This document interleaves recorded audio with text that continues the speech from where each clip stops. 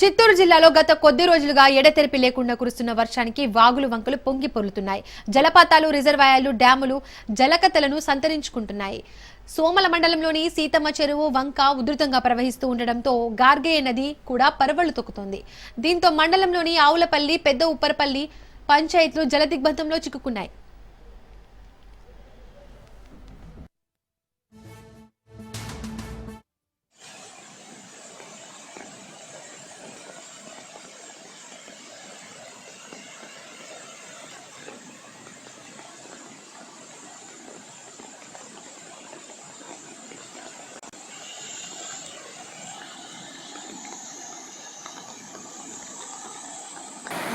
ఇంకోటి ఎక్కువ ఎవరు ఓవర్గా ఉన్నప్పుడు టైట్గా రాకూడదు, కాసుగా రావాలి.